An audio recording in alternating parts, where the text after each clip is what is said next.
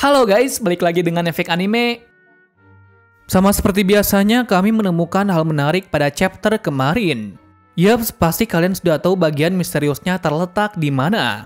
Sudah pasti jawabannya pada panel yang menggambarkan ingatan masa lalu Shanks dan kekuatan Haki Raja Shanks yang begitu mengejutkan. Tidak hanya pembahasan ini saja, kita juga akan memberi prediksi One Piece 1056 yang akan datang. Tapi sebelum kita menuju topik utama, jangan lupa untuk klik subscribe dan nyalakan lonceng notifikasinya agar selalu mendapatkan update seputar informasi anime dari kami. Dan berikut prediksi One Piece 1056 versi Efek Anime.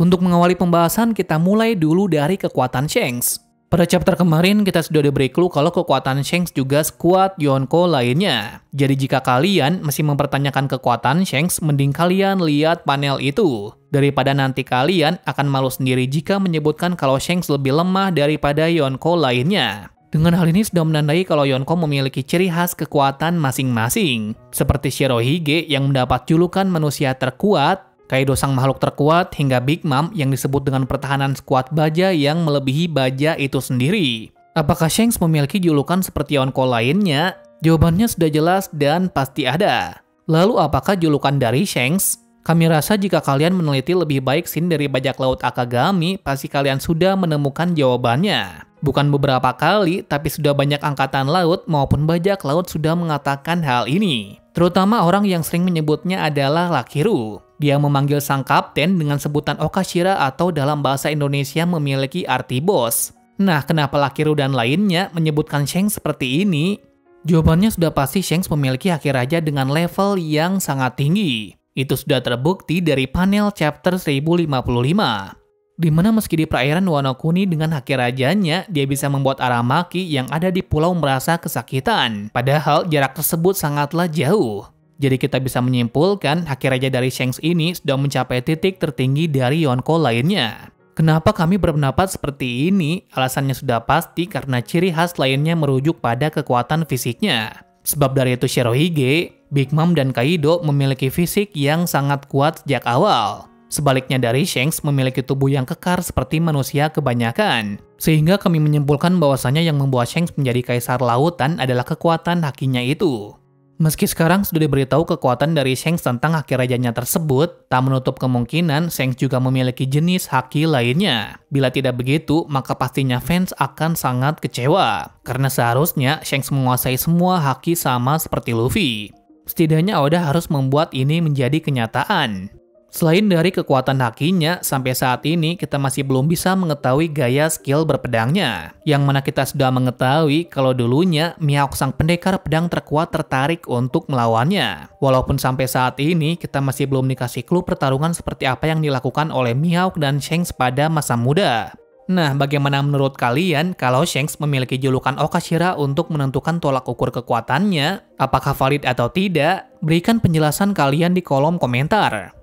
Selanjutnya kita ulas sedikit gambar awal chapter kemarin mengenai tulisan New Age dan Uta. Dalam panel tersebut kita dikasih lihat Uta sedang melakukan tugas yang besar, yakni dia sedang mengusung sebuah karya besar miliknya. Hal itu ditandai dengan dia membuat coretan lagu di sebuah batu. Kemudian dia menyulap tulisan itu menjadi karya besar yang telah dia selesaikan. Apakah ada indikasi lain Oda memberikan scene ini? Apakah ini ada hubungannya dengan chapter 1055 dan cerita utama? Kita bisa melihatnya dari panel ingatan Shanks. Di mana saat Shanks marah, kita dilihatkan satu panel yang begitu misterius. Di mana ada siluet seorang anak yang sangat misterius. Akan kemisteriusan tersebut, banyak fans berpendapat siluet itu adalah Uta.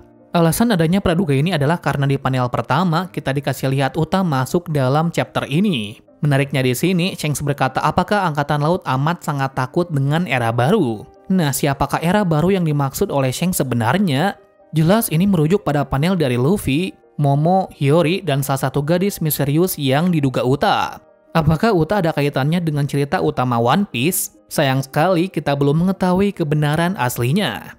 Tapi jika siluet ini adalah Uta, maka ada hubungannya dengan proyek besar yang sedang ia kerjakan, yaitu My Magnum Opus. Mungkin ini akan disinggung pada movie Red nantinya. Jadi ditunggu saja kebenaran informasi ini. Terus masuk ke pembahasan yang agak liar. Kami beranggapan bahwa siluet tersebut bukan Lauta, melainkan sosok yang sudah kita kenal selama ini. Tepat sekali, orang itu adalah Lord Buggy. Apakah kalian lupa dengan karakter ini? Ya, tentu saja tidak, dikarenakan sekarang dia sudah menjadi Yonko pada era ini. Pertanyaannya, apakah siluet tersebut ada hubungannya dengan Buggy? Ya, tentu saja ada hubungannya. Pertama, kita bedah dulu dari siluet yang terpotong menjadi dua bagian. Jika kita melihatnya sekilas, memang benar mirip seperti itu. Tetapi jika kalian meneliti lebih jauh lagi, kalian akan ngeh kalau itu adalah siluet dari Buggy. Dikarenakan tangan yang membentangkan 5 jari tersebut sama seperti pose Buggy pada volume ke-25. Dimana bila kalian masih mengingat sampul tersebut, pasti kalian akan bertanya-tanya, kenapa Buggy membentangkan 5 jarinya? Mungkin agak sedikit memaksakan, tapi masih masuk di akal. Kemudian jika kita menggabungkannya dengan kata-kata era baru yang disebutkan oleh Shanks, maka semua ini akan menjadi masuk akal. Kenapa bisa demikian? Kita mulai dari gambar Luffy memegang bagian matanya yang terluka. Di mana panel ini menggambarkan awal mula tekad untuk menjadi Raja Bajak Laut terhebat dimulai. Sekarang impian dari Luffy akhirnya menjadi kenyataan. Dikarenakan tinggal 1 langkah lagi dia akan menjadi Raja Bajak Laut. Terus lanjut dari panel Momonosuke, yang sama seperti Luffy sekarang, dia sudah menjadi Shogun Wano Kuni yang baru. Bersama dengan Hiyori dan lainnya akan membangun Wano Kuni sebaik mungkin. Lalu siluet itu kita anggap saja adalah Buggy, di mana pada perannya kali ini benar-benar sangat mengejutkan, dikarenakan dia secara tiba-tiba menjadi Kaisar Lautan bersama dengan Luffy. Kami pun menyimpulkan dengan Buggy menjadi Yonko, maka sudah dipastikan kalau dia akan berpengaruh besar pada era baru ini. Nah, disinilah tugas dari Shanks untuk menjaga daun-daun baru ini dari mara bahaya yang akan datang. Entah kenapa tujuan dari Shanks kini menjadi sangat jelas, yakni menjaga era baru seperti apa yang dikatakan oleh Roger. Bagaimana menurut kalian? Apakah kalian sependapat dengan teori liar bahwa siluet tersebut adalah Buggy? Jika tidak, berikan pendapat kalian di bawah. Setelah membahas mengenai 2 misterius itu, kita berikan prediksi yang terjadi pada chapter 1056. Kemarin seusai melihat chapter tersebut, kita dilihatkan panel yang begitu epik dari Luffy, Zoro, Sanji, dan Jinbei yang sedang asik menonton pertarungan Momo antara Aramaki. Entah mengapa mereka hanya menikmati melihat mereka bertarung tanpa berjaga-jaga sedikit pun. Sehingga dari sini kita bisa melihat bahwa di mata kru topi jerami, seorang Admiral tidak menakutkan lagi seperti 2 tahun lalu. Malah terasa sedang melihat sebuah pertarungan biasa saja. Jadi kini level dari bajak laut topi jerami benar-benar seperti julukannya, yaitu Yonko baru. Tidak hanya ini saja, di sini Luffy tersenyum menyeringai mengekspresikan bahwa dirinya sangat senang. Luffy senang seperti ini dikarenakan dia mengetahui idolanya ada di sekitar pulau. Alasan Luffy tidak mengejar Shanks karena mungkin sebentar lagi dia akan bertemu dengannya. Mungkin pulau ini belum tepat untuk pertemuan mereka. Sebab dari itu, Luffy tidak mengambil tindakan sedikit pun dan tersenyum saja. Selain dari keepikan panel ini, kita juga dikasih informasi bahwa Yamato akan benar-benar meninggalkan Wano Kuni dalam waktu dekat. Apa mungkin benar Yamato sudah bergabung dengan bajak laut topi jerami? Jawabannya pun mungkin iya. Namun kenapa pada movie Red kita tidak dilihatkan Yamato bersama kru topi jerami, padahal Jinbei dan Enma juga ada pada movie tersebut yang menggambarkan movie itu berlatar sekitaran Wano Kuni atau timeline selanjutnya. Akan tetapi jika mengacu pada perkataan Momo tidak ingin mengganggu kepergian mereka, kemungkinan besar Yamato benar-benar sudah bergabung dengan kelompok topi jerami.